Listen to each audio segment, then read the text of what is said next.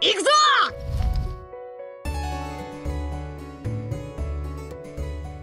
Luffy's new godly powers is weak. A stronger Joyboy will appear. Hi everyone, it's Flying Panda. Luffy's Joyboy? Oh, he's a reincarnation. Or his fruit is. But did you know that Joyboy exists in myths before? We heard it in One Piece. Let's briefly discuss this myth, and then it will lead on to the bigger story in One Piece and lead into a more powerful character.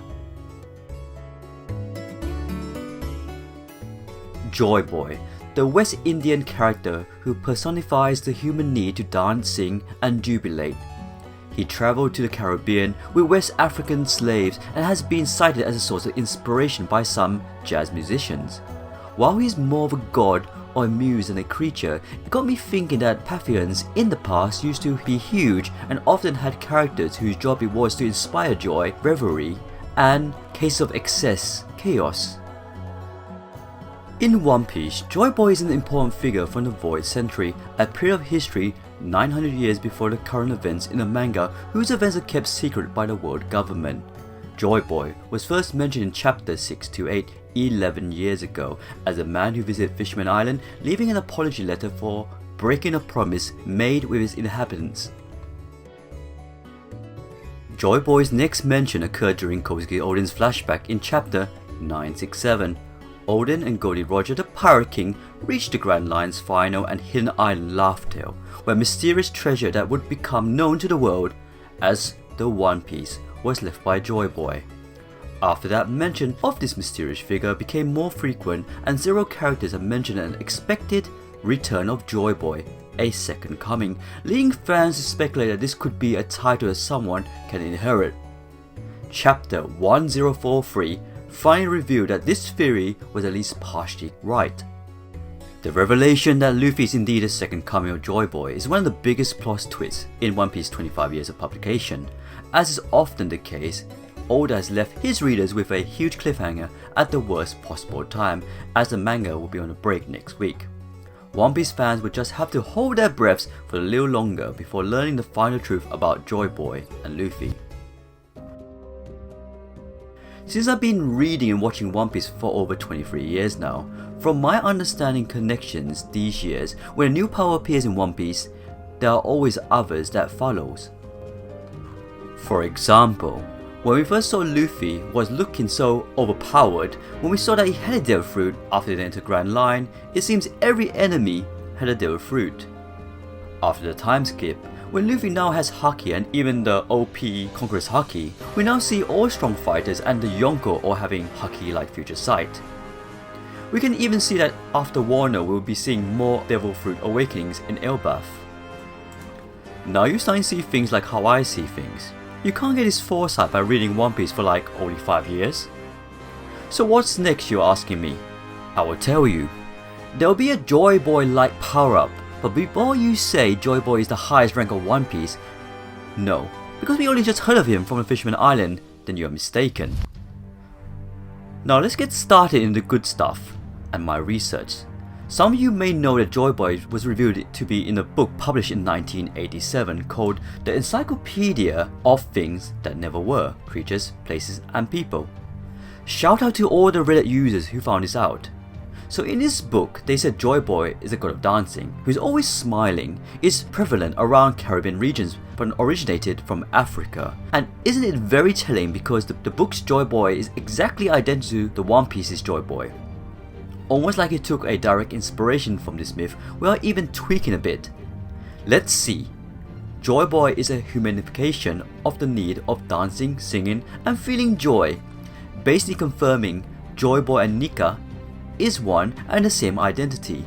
Also almost telling us Luffy is really Joyboy since he loves partying, which consists of singing, dancing and expressing joy. And maybe a hint that all of these is associated with Joyboy since they always laugh at their own deaths. Joyboy's origin is from slave ships, fit with the sun god's legend in One Piece that will save slaves and bring freedom to them. Double confirming that Joyboy is the sun god. Joyboy is a figure from West Indian region, the region that always gets associated with pirates. But since then, No research can be found anywhere. Zilch. I hated that. Really? I hardly make any more videos since my daughter was born, so I had to get back on this and support everyone, or everyone will run out of ideas. But where do I begin? I'm an Asian guy born and bred in the UK, so I had to dig deep, and there it hit me. Joyboy's story was from the West Indies, also known as Pirates of the Caribbean tales.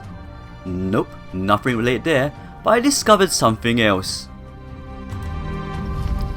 Spoken to some of my friends, and the Joyboy name isn't well known even though it's important.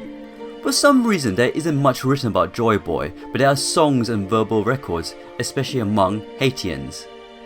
This relates to Vodun spirits.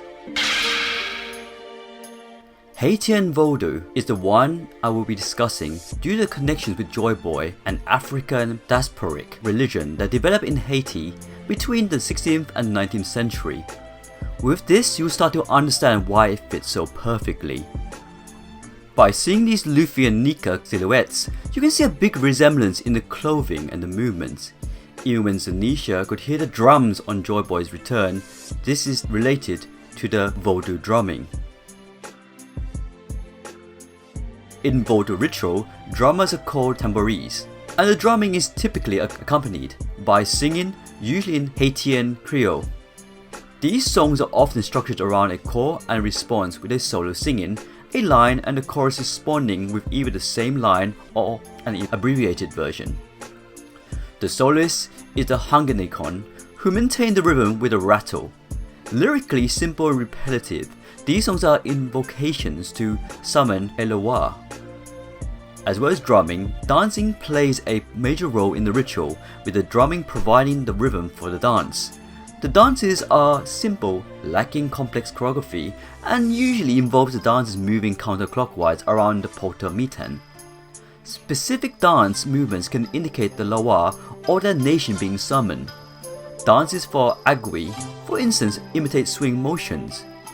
Vodouists believe that the Loa renew themselves through the vitality of the dancers, so it seems Joyboy was summoned by these drums. Now we understand the origin of Joyboy, but what about the other Vodou spirits that can appear in One Piece, if at all? Well, Joyboy is nowhere near as one of the most popular spirits like Idawida, Agui, La Siren, Baron La Croix, Ogo, Dolo, Urzule, Bangai, and Baron Samedi. I won't talk about any of them in this video, because it will be like I am fanfictioning. However, look at this comparison of the last one. This description of Baron Samedi seems very familiar. He is frequently depicted as a skeleton, but sometimes as a black man that merely has his face painted as a skull. He is usually depicted with a top hat, a black tuxedo, dark glasses. Yes, you guessed. It's similar to Brook. Additionally, he is the Law of Resurrection. Baron Samedi can usually be found at a crossroads between the world of the living and the dead. When someone dies forever, he digs their grave and greets their soul after they have been buried, leading them to the underworld. Brook was originally a member of the Rumble Pirates. He died and was resurrected through the power of the Yomi Yomi no Mi. Baron Samedi is notorious for his outrageous behavior, swearing continuously and making filthy jokes to the other spirits. He is productively seductive, sexual, and scary Loa. The other name for this can be counted as Papa Legba. It is commonly associated with dogs. Because Brook is literally made of only bones, he gets scared when he comes face to face with the canine species of the mink. In turn, they call him Baron Corpse, to show affection to the person they love to bite so much. He usually appears as an old man on a crutch or with a cane. He walks with a limp because he walks in two worlds at once, the world of the living and the world of the spirits. The cane he leans on is not an ordinary cane. It is actually the gateway between the human world and the heavens. Brook uses a type of sword called a shikomizu, a sword concealed inside a cane. Baron Samedi also ensures that all corpses rot into the ground to stop any souls from being brought back as a zombie. Baron Samedi is loud, wild and rowdy. He enjoys parties and has a good time, and despite his drinking and party lifestyle, Baron Samedi is also a man of class and style. While he's known for his foul language, he's also known to be a gentleman. Could this be Brook? Could Brook be the next reincarnation of one of the Voodoo spirits? Leave a comment down below on what you think. Voodoo is everywhere in the Caribbean nation, a spiritual system infusing everything from medicine and agriculture to cosmology and arts, yet is almost nowhere to be seen. Ceremonies are not just expensive, but targets of hate crime. Nowadays, some say Voodoo is in danger here. Voodoo defies cliches of zombies, pins in the doors, and black magic like we have seen with Hawkins in One Piece. There are none of the cornflower drawings, animal sacrifices or rattles that characterize orthodox Haitian Voodoo ceremonies. Just a lot of dancing and ecstasy filled by rum, drums and divine presence. It's almost full moon, and lured by the music and beauty of it all, the spirits' lovers begin to arrive. To end off, and a bonus part. Talking about the moon, if you remember in Pink Sake's song, there were some of the lyrics. Now comes a storm through the far off sky, now the waves are dancing. Beat upon the drums if you lose your nerve. This breath could be your last one, but if you just hold on, the morning sun will rise. This truly relates to Joyboy and Nika. But here's the next part. Today and tomorrow are dreams through the night, waving our goodbyes. We'll never meet again, but don't look so down, for tomorrow night the moon will also rise. The moon again. As you see with my old videos of Zoro and the Shimotsuki clan, Shimotsuki means frost moon, fits most of the Wano country's family's theme of having the kanji moon in their name. Is there also a reincarnation to appear in Zoro as well? Let me know in the comments down below. Anyway, that ends the theory. I tried my best to ensure this video was original as possible. If this is out there somewhere, I'm sorry and I will credit you. Like you've seen with all my Luffy videos. That was my Luffy's Hanuman theories. Yep, I did it first 5 years ago. Yeah, I know, no one has credited me so far. I'm still waiting, guys. Anyways, thanks for watching the video. Please leave comments down below, please click like, and if you haven't, please subscribe to Flying Panda, and of course, join our Discord. As you know, we got a Twitter account, meet us there. We got a Facebook, join us there. And also we got a Discord channel with over 2,000 members. We're a great admin team, great members. We always talk about our One Piece theories in this channel. We always talk about One Piece in general. We talk about films. We talk about games. So if you haven't already, see you there on the Discord channel. Flying Panda.